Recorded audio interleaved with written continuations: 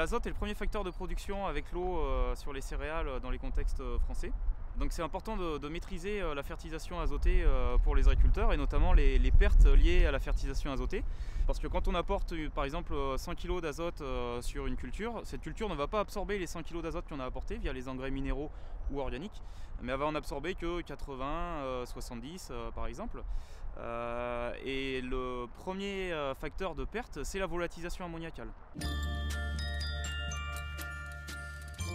Là je viens d'installer le mât de bruit de fond qui est donc un mât à 3 mètres de haut avec des badges alpha qui vont capturer l'ammoniac qui se volatilise et qui permet de caractériser une pollution qui viendrait des parcelles d'à côté liée à un épandage d'engrais ou autre. Donc maintenant on va aller vers les piquets avec des assiettes à 2 hauteurs qui sont à l'intérieur des mâts de bruit de fond qui eux encadrent l'expérimentation. Donc on mesure la concentration en ammoniac via les badges alpha que j'ai positionnés sur les 2 assiettes à 2 hauteurs différentes. Une assiette à 30 cm au-dessus du couvert, une assiette à 1 mètre au-dessus du couvert. Et ce qu'on va valoriser, ça sera la différence de concentration entre ces 2 hauteurs. C'est-à-dire que si on a la même concentration à 30 cm et à 1 mètre, c'est que c'est pas en train de volatiliser. Et si la concentration est plus importante sur l'assiette à 30 cm qu'à 1 mètre, c'est que ça volatilise. Et avec les modèles de flux, on va pouvoir quantifier ces pertes par volatilisation ammoniacale grâce à cette installation sur 2 hauteurs. Donc ensuite là on est sur une station de mesure sur une modalité dans un bloc, mais dans une parcelle comme celle-ci, on va avoir plusieurs modalités qu'on va comparer, donc avec plusieurs stations de mesure pour comparer différentes modalités d'apport, par exemple de l'urée en surface ou de l'urée enfouie sur maïs, ou différentes formes d'engrais azotés. Donc ça on peut comparer de l'ammonitrate versus de l'urée versus de la solution azotée.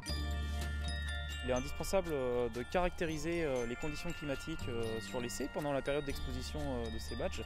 Et donc pour ça, on installe des stations météo qui mesurent notamment la force et la direction du vent, indispensable pour faire tourner les modèles d'interprétation de ces concentrations en ammoniac via des modèles de flux qui permettent d'accéder à des quantités d'azote perdues par volatilisation ammoniacale. La mise au point d'une méthode d'estimation des pertes par volatilisation ammoniacale a démarré dans les années 2010 avec un projet CASDAR Volat NH3 jusqu'en 2012. Cette méthode est aujourd'hui au point, a été largement utilisée dans des réseaux d'essais et a permis de mettre en évidence des points d'intérêt et d'amélioration des pratiques pour les agriculteurs. Sur ce graphique, on peut voir l'intérêt d'utiliser des inhibiteurs de l'uréase comme le NBPT pour limiter les pertes par volatilisation ammoniacale lorsqu'on les additionne à la solution azotée ou à l'urée. Donc pour résumer, on peut dire que la méthode mise au point est une réelle réussite car elle a permis de caractériser les pertes par volatilisation ammoniacale suite à des apports d'engrais azotés minéraux ou organiques. Donc c'est bien pour l'environnement, mais c'est aussi bien pour l'agriculteur car elle permet à l'agriculteur d'optimiser sa fertilisation azotée.